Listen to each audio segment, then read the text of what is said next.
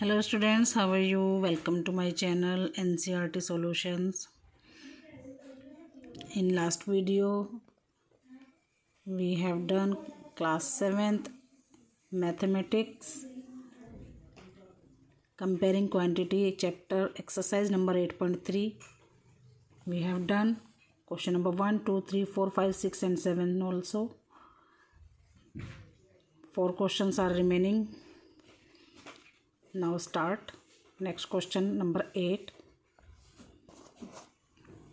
Amina buys a book for rupees 275 and sells it at a loss of 15%.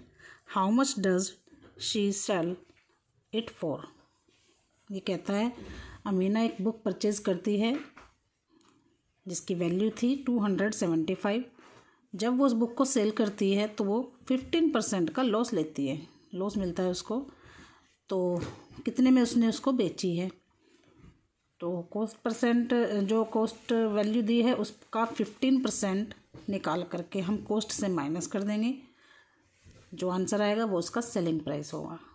चलिए करते हैं इसको solve. Cost price दिया है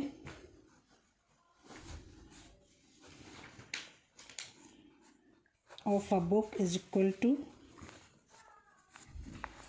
रुपीज़ 275.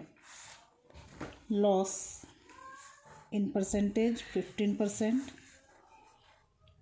सेलिंग प्राइस हमें इसमें निकालना है, यानी कैसे निकलेगा? सेलिंग प्राइस का जो फॉर्मूला होता है वहाँ पर होता है कॉस्ट माइनस लॉस. तो लॉस निकालने के लिए हमें कॉस्ट का 15% निकालना होगा, यानी कॉस्ट मल्टीप्लाई 15%. हमें यहाँ पर कॉस्ट दी है 275 मल्टीप्लाई 15.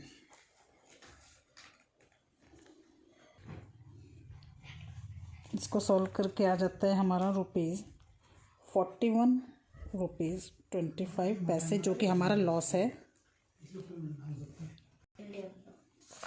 तो सेलिंग प्राइस निकालने के लिए कॉस्ट हमारी थी 275 माइनस इसमें से कर देंगे ₹41.25. तो 75 पैसा ये हो गया है और 3, 5, 2 ये 33 है. तो ₹233.75. नेक्स्ट क्वेश्चन करते हैं इसका solve. In question number 9 find the amount to be paid at the end of 3 years in each case. Principal value दी है हमें 1200, रेट दे दिया है 12%, टाइम हमें दे दिया है 3 years.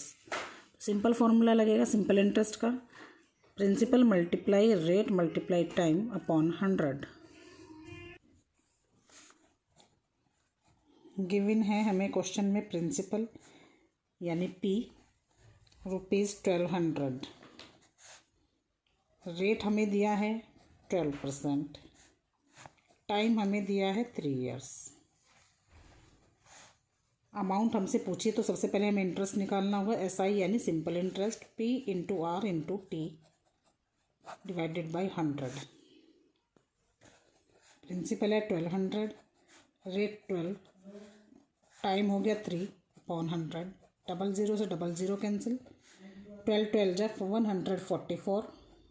144 मल्टीप्लाई 3 कर देंगे ₹432. तो इसमें क्या करना है ये हमारा,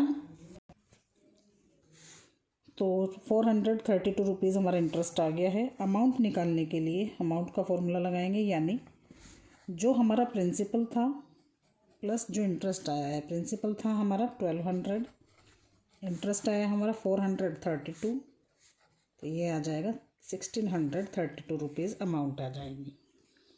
नेक्स्ट क्वेश्चन भी सेम ही है. उसमें हमें प्रिंसिपल दिया है ₹7500 और जो रेट है वो 5% दिया है. टाइम हमारा सेम है यानी 3 years ही. चलिए इसको भी सॉल्व करते हैं. बी पार्ट में क्वेश्चन नंबर गिवन है हमें principal is equal to ₹7,500। Rate है हमारे पास 5%। टाइम हो गया 3 years।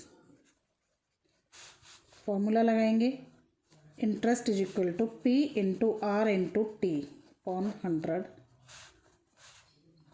P यानी प्रिंसिपल दिया है हमें 7500 मल्टीप्लाई रेट हमें दिया है 5%।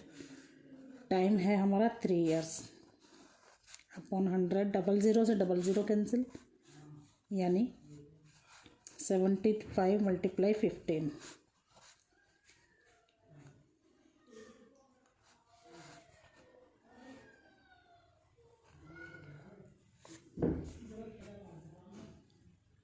तो ये आ गया हमारा इंटरेस्ट। अमाउंट निकालने के लिए फर्स्ट ऑफ ऑल हमें प्रिंसिपल में इंटरेस्ट प्लस करना होगा। प्रिंसिपल था हमारा 7500, इंटरेस्ट आ गया हमारा 1125, प्लस कर देंगे दोनों को तो ₹8625। चलिए नेक्स्ट क्वेश्चन करते हैं इसका। Question number 10, what rate gives ₹280 as interest on a sum of ₹56,000 in 2 years?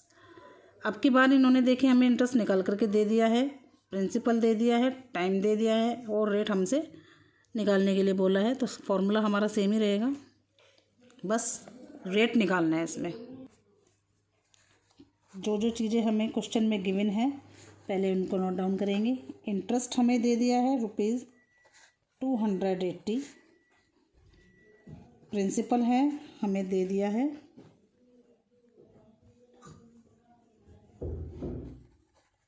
56,000।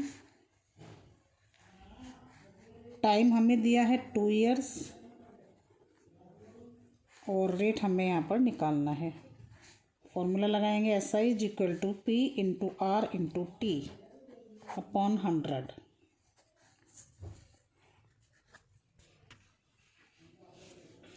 तो प्रिंसिपल है 56,000 मल्टीप्लाई इंटरेस्ट इधर दे रखा है हमें 280। R हमें फाइंड आउट करना है, रेट हमें दे दिया है 2 years अपॉन 100। 00 से 00 कैंसिल हो जाएगी तो 280 ये हमारा डिवाइड में आ जाएगा नीचे 560 multiply 2 is equal to rate. 0 से 0 कट, 28 से इसको कट करेंगे, 2 टाइम्स 2 2 जा 4 यानी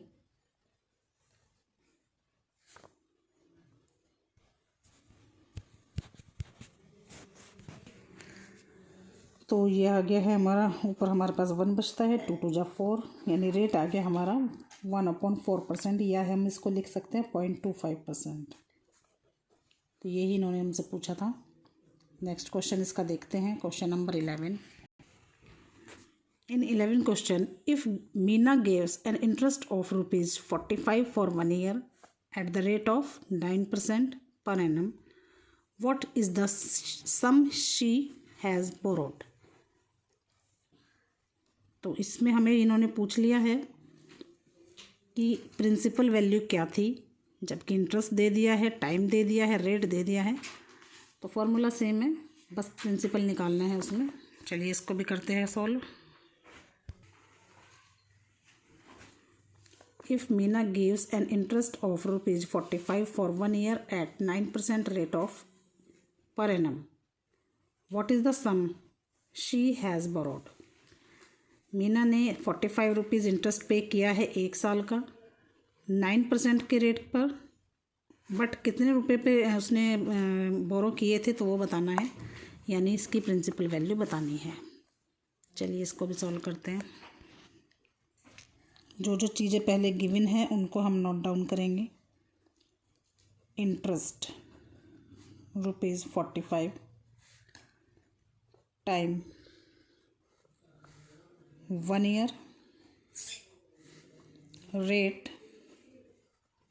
9% and principal value find out करना है। Interest is equal to P into R into T upon 100। Interest है हमारा 45, प्रिंसिपल हमें बताना है। रेट दे दिया है 9%, टाइम इन्होंने दिया है 1 ईयर। चलिए इसको करते हैं सॉल्व। जिसके नीचे कुछ नहीं होता वहाँ पर क्रॉस 1 लगा करके क्रॉस मल्टीप्लाई करेंगे। यहाँ पर हो जाएगा हमारा 4500, 9 हमारा नीचे आ जाएगा, प्रिंसिपल यानी सामने। 9 से इसको कट करेंगे, पूरा 500 टाइम्स ये कट हो रहा है, तो प्रिंसिपल वैल्यू हो गई है ₹500, यानी 500 रुपीज़ उसने बोरो किए थे और 1 साल में 45 रुपीज़ का इंटरेस्ट उसने पे किया था 9% के हिसाब से। इसी के साथ ये एक्सरसाइज फिनिश हो गई है और न्यू चैप्टर स्टार्ट हो गया है।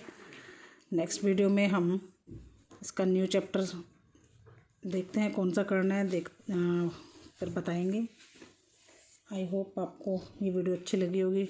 अच्छी लगी तो लाइक करें, शेयर करें एंड कमेंट करें। चैनल पे नए हैं तो सब्सक्राइब करें। मिलते हैं आपसे नेक्स्ट वीडियो में। Thank you so much for watching. Have a good day.